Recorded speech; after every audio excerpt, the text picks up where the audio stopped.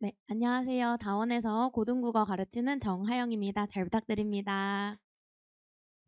네, 어머님들 받으신 자료가 지금 굉장히 많으신데요. 저는 두 가지를 준비를 했습니다. 그래서 지금 화면에 보이시는 PPT를 그대로 인쇄한 자료가 하나 있으실 거고요. 그리고 앞 페이지에 이렇게 제 사진이 같이 들어간 자세한 수업 안내문이 있습니다. 그래서 PPT는 그대로 제가 이제 프린트로 준비를 해드렸기 때문에 따로 사진 촬영하실 필요는 없으시고요. 두 자료 참고하셔서 편하게 들어주시면 감사하겠습니다. 자, 벌써 이제 세 번째 차례입니다. 그래서 한 40분 정도가 이제 지났는데 사실 이 정도면은 보통 한 교시가 끝났다고 봐도 되겠죠. 그래서 이제 우리 어머님 그리고 아버님들의 살짝 이제 집중력이 흐트러질 수도 있는데 제가 한번 꼼꼼하게 야무지게 설명드려 보도록 하겠습니다. 우선 예비고일 국어 설명회이잖아요. 제가 굉장히 좋아하는 학년입니다. 지금 이제 저는 고등 내신을 주로 담당을 하고 있기 때문에 고등학교 1학년, 2학년 친구들과 어제도 수업을 하고 왔는데요. 이 시기에 아이들 굉장히 지쳐 있습니다.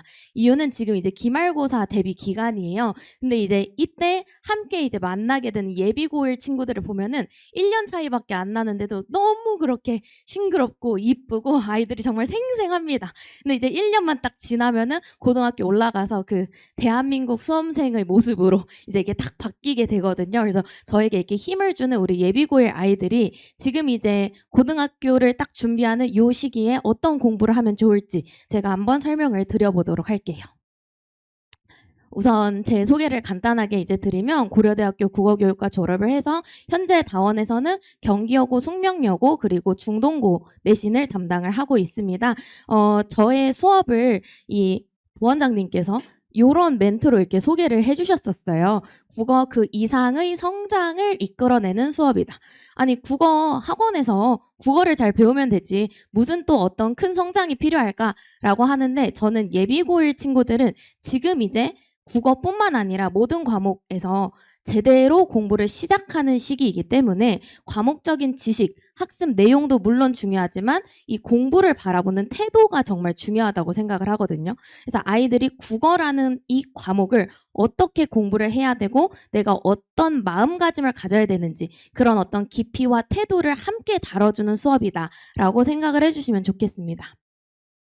그래서 본격적으로 제가 준비한 수업을 안내를 드리면은요. 저는 이제 7월 18일서부터 개강을 해서 총 10주 동안 아이들을 끌고 갑니다. 그래서 이 10주는 전반부와 후반부 5주 5주로 나눠지는데요. 저의 수업에서는 문학, 문법, 그리고 어휘까지 세 가지의 영역을 다루게 됩니다. 제가 시간표를 쭉 확인을 해봤는데요.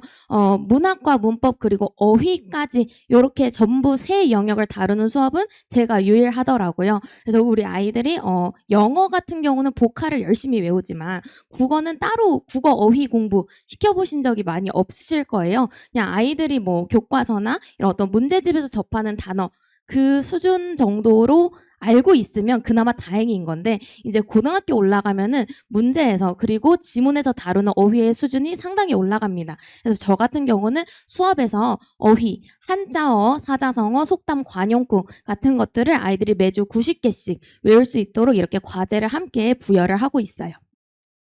그 다음에 이제 마지막 세 번째 포인트는요. 이의 계정을 완벽 반영하여 매주 서술형 포함한 테스트를 출제를 한다라는 건데 이제 2022학년도 이번 개정 교육과정에서 굉장히 비중이 올라간 영역이 바로 작문입니다.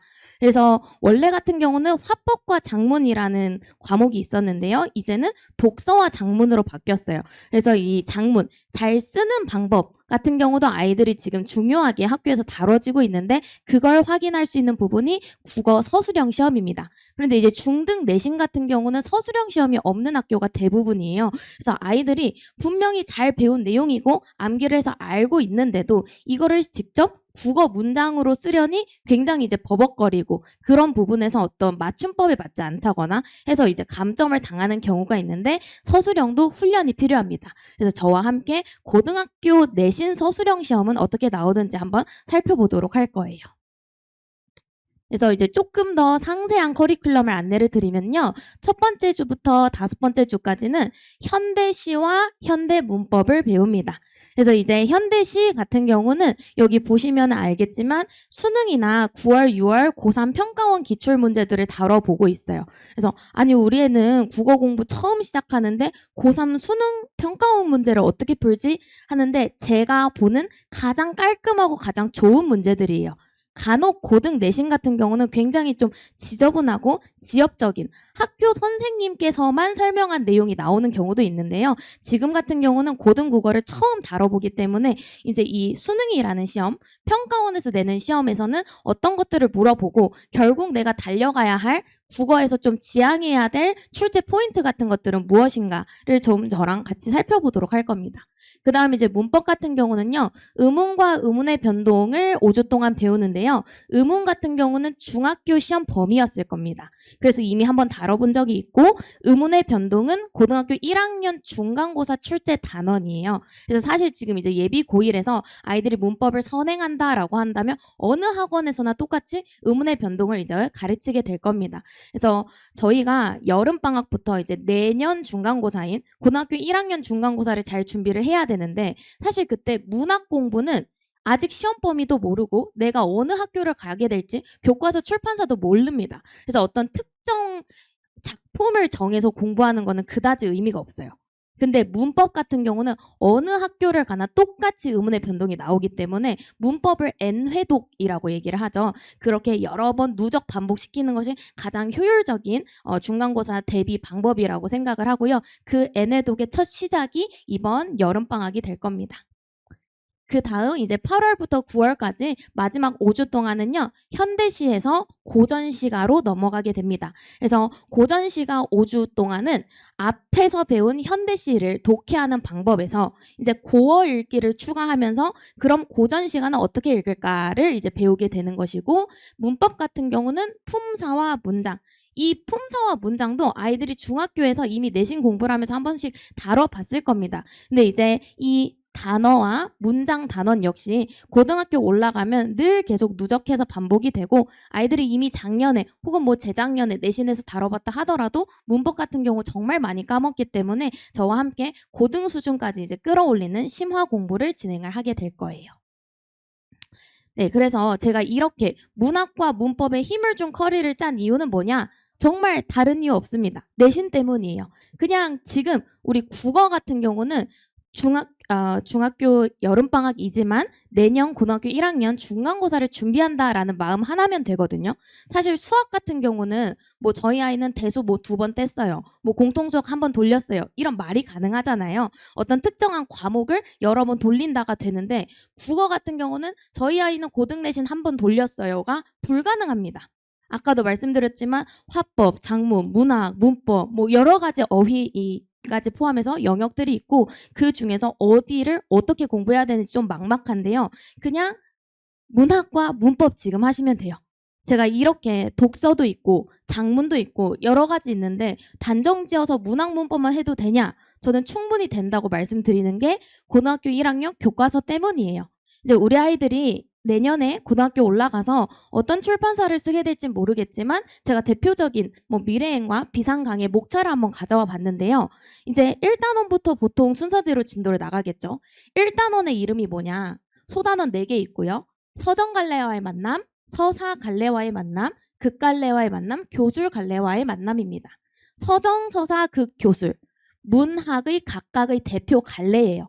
그러니까 아이들은 3월에 입학을 하게 되면 문학서부터 시작을 해서 차근차근 고등 국어를 공부를 하게 됩니다. 근데 이제 문학만 내면은 아쉬우니까 여기 지금 3단원에 보시면은 의문의 변동이라는 소단원이 아예 따로 있죠. 그래서 보통 중간고사는 1단원 문학 전체 그리고 의문의 변동 이런 식으로 포함이 되기 때문에 아이들이 다른 거 생각하지 말고 교과서에 맞춰서 문학과 문법을 준비를 하면 됩니다. 그래서 고등학교 1학기 같은 경우는 방금 다뤘던 문학은 전부 현대 문학이에요. 그리고 문법도 의문의 변동, 문법 요소, 현대 문법이죠. 이렇게 1학기를 보내고 나면 여름방학 짧게 지나고 2학기부터는 전부 다 고전으로 넘어갑니다. 그래서 고등학교 1학년 2학기에는 고전 문학과 그 다음에 문법도 중세시대의 문법으로 넘어가게 돼요. 그래서 그 악명 높은 중세국어 문법 이 정말 아이들을 힘들게 하는 영역 중에 하나인데요. 요 문법을 잘 배우려면 1학기에 현대 문법을 잘 알고 있어야 돼요. 그러니까 아이들이 1학기에 뭐 주체 높임, 객체 높임, 뭐 상대 높임 이런 높임 표현을 배웁니다. 그러면 2학기에 세종대왕이 살았던 중세시대의 주체 높임, 객체 높임, 상대 높임은 뭘까로 이어져서 배우는 건데 1학기가 잘 안 잡혀 있으면 그때 다시 가서 1학기 공부를 해야 되는 그런 어떤 상황이 발생을 하거든요. 그래서 정말 모든 이 1학년, 고등학교 1학년의 초석이 되는 단원이 문학과 문법인데 현대로 준비를 하시면 될 것 같습니다. 그다음에 이제 요거는 다 아시는 얘기일 거라서 제가 빠르게 넘어가도록 할 건데요. 이제 중학교에서 A 받는 친구들이 전국에 한 30% 정도 된다고 해요. 근데 이제 그 친구들이 고등학교 올라가면 이제 5등급제 기준으로 1등급과 2등급으로 나눠지게 됩니다. 사실 이제 어느 설명회를 가도 5등급제가 됐으면 원래 기존의 9등급 4%에서 10%로 늘어났기 때문에 이 10% 안에도 못 들면 막 대학 못 갈 것 같고 막 망해버릴 것 같고 굉장히 겁을 많이 주는데요. 사실 현실로 들어가 보면 제가 지금 접하는 대부분의 친구들이 1등급을 못 받아서 너무너무 스트레스 받아하고 힘들어합니다. 그 10%라는 1등급도 정말 경쟁이 치열하거든요. 그래서 이 잘하는 A 받는 친구들 사이에서 어떻게 이 2등급이 아니라 1등급을 받을 수 있는지 같이 한번 얘기를 더 이어가 보도록 할 겁니다. 고등학교 국어 시험 같은 경우는요, 중등과 달라지는 지점이 좀 여러 가지가 있는데, 첫 번째, 시험 범위가 압도적으로 많아집니다. 그래서 보통 중학교 같은 경우는 아이들 그냥 혼자서 자습하는 경우도 많아요. 자습서, 평가 문제집 사서 소단원 2개, 3개 정도 열심히 공부하고, 그리고 국어 내신은 뭐 한 2주 전, 3주 전, 에만 시작해도 굉장히 열심히 하는 친구예요. 그런데 고등학교 국어 시험 같은 경우는 보통 저희가 7+1, 6+1이라는 기간을 잡습니다. 국어 시험 하나 준비하는데 7주, 8주가 필요하다는 뜻이죠. 그 다음에 어휘도 뒤에서 제가 재미난 문제들을 많이 보여드릴 건데요. 한자어, 사자성어 상상 이상으로 어렵습니다. 그리고 외부지면 당연히 출제가 되고요. 시험범위 많으니까 벼락치기 안 되고 외부 지문이 있으니까 암기가 안 되고 그러니까 본질적으로 국어를 잘하는 독해력 좋은 친구들이 결국 살아남게 되는 그런 것이 고등학교 시험인 거죠. 자, 이제 어머님들께서도 한번 풀어보실 수 있는 실제 우리 대치 근교에 있는 이 학교들의 시험 문제예요. 그래서 이거는 작년에 나왔던 K여고의 국어 문제인데요. 의문의 변동 파트고 중간고사 문제였어요. 근데 정말 오답률이 높았습니다. 그 해 시험에서 아이들이 이 문제 때문에 선생님 저 시간 말아먹고 뒤에 다 날렸어요 하는 경우가 있는데 문제 유형만 보셔도 돼요. 보시면은 여기 지금 A부터 J까지 의문의 변동에서 다루는 개념들이 막 나와요. 근데 옆에 1점, 2점, 3점, 4점 뭐 이렇게 점수가 있죠. 그리고 나서 표 2에 예문이 나옵니다. 겨울에는서부터 함께해요라는 짧은 문장도 아니죠. 한 5줄 정도 되는 문장에서 어떤 의문 변동이 쓰였는지를 다 찾은 다음에 여기 오른쪽에 적혀 있었던 점수를 다 합산하는 내용이에요. 그러니까 갑자기 아이들이 지금 2, 4, 3 이거 우리 아이가 실제로 풀어온 국어 시험인데 덧셈을 하고 있는 거죠. 그래서 지금 이 분석할 것도 많은데 더하기도 쉽지 않습니다. 그래서 정답이 33점에서 38점 미만 요 사이였던 것 같은데 더하기 숫자를 해가지고 이걸 지금 국어 시간에 하고 있는 거예요. 그렇게나 시간이 압박이 있는 국어 시험에서요. 그러니까 이런 문제 같은 경우는 전형적인 여고 내신 문제예요. 어차피 아이들 시간 주면 경기여고인데 경기여고 아이들 중에 이거 분석 못할 친구 없다고 생각을 하거든요. 다 준비가 되어 있습니다. 근데 그 안에서 이제 빠른 시간 내에 더 정확하게 실수 하나 없이 계산까지 해내는 그러니까 이렇게 해서 등급을 변별하는 게 고등 문제라는 거죠. 그 다음에 이제 두 번째는 S고 여고인데요. 숙명 여고입니다. 하나라도 모르면 틀립니다라고 했는데 이제 전형적인 맞춤법 문제예요. 그래서 우리 아이들이 맞춤법 단원이 이제 2학기에 나오는데 뭐 네로라 하는 윗 어른 웃돌이 곰곰이 뭐 곰곰이인지 곰곰희인지 그런 것들을 배웁니다. 근데 문제는 어떻게 나오냐면 적절한 것의 개수를 고르라고 하죠. 그러면은 어떤 문제가 발생하느냐 다 알아요. 다 아는데 우리 아이가 무단인가 생각할런지인가 지금 별표 친 게 한 2개 정도 있죠. 나머지를 아는데 이 두 개에서 정확한 판단을 내리지 못하면 억울하게도 개수를 맞추는 문제에서는 정답을 찍을 수밖에 없게 되는 겁니다. 또한 이런 어떤 조합형 문제도 굉장히 자주 출제되는 유형 중에 하나인데요. A부터 지금 G까지 여러 가지의 예시 단어들이 있어요. 그리고 나서 선생님들이 이제 선택지를 구성하시는데 문제는 뭐냐? 바로 2번, 3번 문제 같은 겁니다. 뭐 예를 들어서 제가 A, C, D, E, F는 다 알겠어요. 근데 B가 하나가 아리까리 헷갈린다. 근데 그럼 반드시 B 하나가 들어간 선택지와 그 B가 빠진 선택지. 그러니까 내가 여기 나와 있는 모든 예시 단어를 정확하게 알지 못하면 절대 맞출 수 없는. 그러니까 객관식이면 보통 저희가 몰라도 찍으면 되잖아요 라는 말을 하는데 국어 시험에서 그것을 철저하게 막아놓는 그런 선생님들의 이제 꼼꼼함이 보이시죠. 그 다음에 이제 세 번째는 어휘 문제인데요. 제가 아까 어휘 수준 상당하다고 말씀드렸죠. 보시면은 왼쪽에 있는 10번은 사자성어 문제예요. 우리 아이들 집에 가서 네가 아는 사자성어 몇 개라도 좀 얘기해봐 하면은 하면서 떠듬떠듬 뭐 일석이조 이신전심 이런 거 얘기할 건데 그만해도 저는 기특하다고 생각을 합니다. 근데 지금 여기 보시면은 갓난신고, 위편삼절, 고식지게, 한포고복, 천학비제 뭐 태어나서 처음 들어보는 그런 우리 아이들이 이게 도대체 뭐야? 맞출 수도 없는 단어들이 막 나오고요. 그 다음에 이제 관용구도 마찬가지죠. 머리를 굴리는, 코가 납작해지다, 학을 떼다, 눈에 불을 켜다, 발에 채이다. 우리 아이들의 어휘 수준이 정말 매해를 거듭할수록 상상 이상으로 정말 순수해지고 있어요. 그래서 제가 지난주에 항상 이렇게 수업을 하다 보면은 국어 선생님이다 보니까 수업 시간에 한자를 다루게 되는 경우가 많아요. 그래서 이제 이 한자를 쓰고 아이들에게 자 이거 이 정도는 알지 마늘다야 마늘다 빨리 써 이렇게 아이들에게 수업을 했거든요. 근데 제 맨 앞줄에 앉아있던 남학생이 뭐라고 썼냐? 제가 마늘다라고 했잖아요. 네, 바로 그거예요. 마늘다라고 쓴 거예요. 마늘, 갈릭 다요. 그냥 들리는 대로 쓰는 거죠. 그러니까 이게 많다로 전혀 생각을 못하고 그냥 이렇게 쓰는 겁니다. 그래서 이런 아이들과 함께 어휘 공부를 제가 해 나가면서 여름방학에 조금이라도 아이들이 쓰는 이 어휘 수준이 올라갈 수 있게 노력을 많이 할 거예요.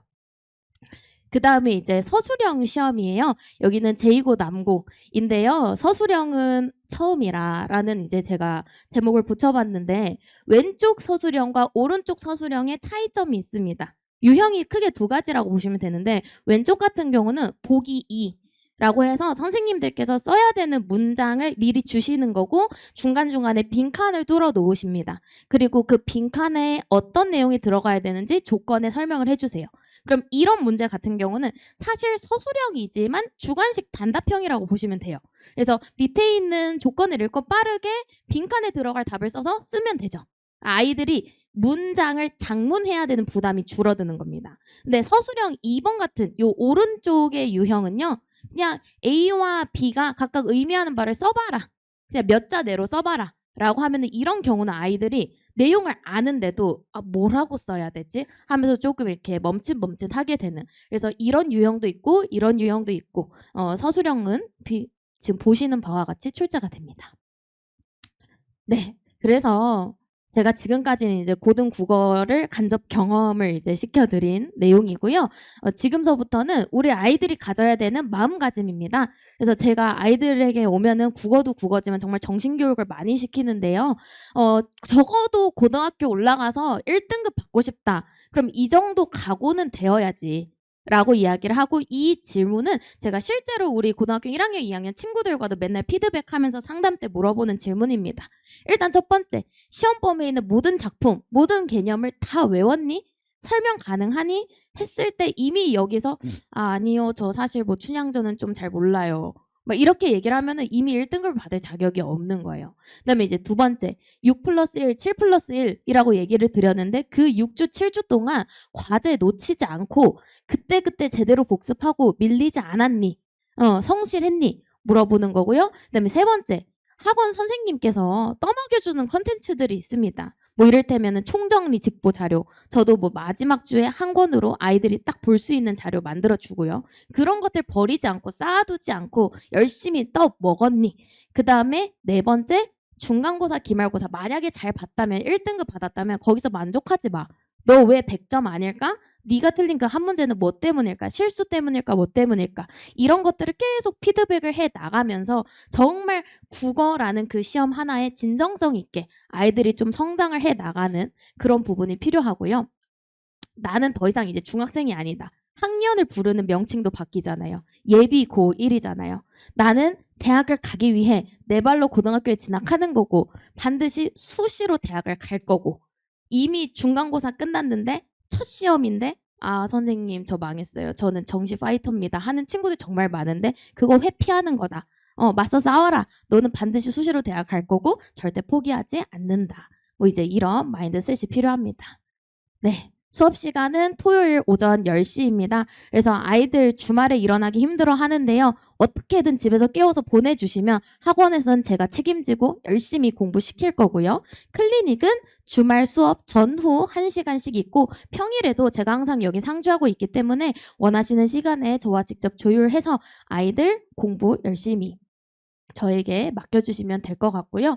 수업 같은 경우는 매주 테스트 보고 문법 수업, 문학 수업 진행이 되는데요. 테스트는 반드시 그날 중요한 문제들 제가 꼭 집어서 해설 강의를 진행을 하고 그리고 제가 조금 강조드리고 싶은 저 수업의 강점은 과제와 테스트의 문제들이 정말 양질일 것이다. 그래서 여기서 제가 양질이라고 이렇게 선언할 수 있는 이유는요. 저는 오직 아래 빨간 글씨로 적혀있는 EBS 연계교재 고등학교 1학년에서 3학년 모의고사 기출 그리고 전국구 내신 기출만 다룹니다. 우리가 흔히 내신 준비할 때 양치기로 문제 뽑아내는 사이트들 있잖아요. 뭐 족보닷컴이나 국어 같은 경우는 뭐 나무 아카데미 등등이 있는데 그런 문제들 절대 쓰지 않습니다. 그래서 왜 안 쓰냐? 라고 하면은 학교 내신 선생님들께서 그런 문제들 보지 않으세요. 학교 선생님들께서 내신 출제하실 때는 EBS 교재, 모의고사 기출문제 그리고 각 학교의 내신 기출만 보시는데 우리 아이들도 이런 좋은 문제만 보고 좋은 문제를 통해서 오답 포인트 같은 것들을 정리하는 게 훨씬 더 효율적이라고 생각을 합니다. 네, 그래서 여기 보시면 제가 가지고 있는 이제 자료들이에요. 제가 물론 숙명여고, 경기여고, 중동고 담당을 하고 있지만 나머지 다른 학교들의 문제도 맨날 수집해가지고 모으거든요. 그래서 이 학교들 중에서도 또 좋은 문제들 골라서 우리 아이들이 풀어보게 됩니다. 매주 학생 개별 리포트 분석해서 제공해 드리고요. 그 다음에 이제 저는 국어 선생님인데 빔을 쓰지 않아요. 모든 수업은 손으로 판서를 해가면서 그리고 제가 이렇게 판서하는 내용은 우리 아이들이 직접 필기를 교재에다가 해 나가야 됩니다. 그래서 오늘 제가 이 설명회 준비하면서 작년에 수업 들었던 애들한테 연락을 한번 돌렸어요. 선생님 내일 예비고일 설명회 한다. 너네 필기했던 교재 좀 자랑하게 찍어서 보여줘라. 했더니 이만큼이나 아이들이 이제 보내줬었습니다. 남학생, 여학생 구분 없이 아이들이 다 이렇게 이쁘게 적어가면서 공부를 하고요. 그 다음에 제가 유튜브를 요즘 열심히 하고 있는데요. 지금 구독자 한 4,500명 정도 됩니다. 그래서 우리 아이들이 약간 그런 얘기를 해요. 제가 이제 몇몇 영상들이 좀 조회수가 잘 나오고 하다 보니까 아이들의 알고리즘에도 이렇게 타나 봐요. 선생님 저 유튜브 보고 있었는데 갑자기 선생님 나와서 공부했어요. 막 이렇게 얘기를 하더라고요. 그래서 아 이거다. 아 내가 더 큰 사람이 내가 더 유명한 사람이 돼서 애들이 인스타를 보고 유튜브를 할 때도 내가 직접 찾아가야지. 그래서 이제 아이들이 쉬는 때도 애들이 그래도 자기 수업 듣는 선생님 영상이 나오면 한 1분 정도는 집중해서 봐주거든요. 그래서 그런 틈새 수업을 해야 되겠다라고 이렇게 요즘 열심히 영상도 찍고 있고요. 혹시 궁금하시면 돌아가셔서 한번 QR코드로 접속해 보셔도 제가 실제로 아이들과 수업 어떻게 하는지 구경하실 수 있습니다. 그다음에 이제 수강 후기인데요. 뭐 저의 어떤 장점 같은 것들이 이렇게 적혀 있어요. 그래서 아이들이 느끼기에 제 수업은 분위기가 일단 밝고 선생님이 아이들 정말 사랑하는 게 이제 느껴지고 좀 이렇게 한 명 한 명 애정이 담긴 그런 수업이다라는 게 저의 특징인 것 같습니다.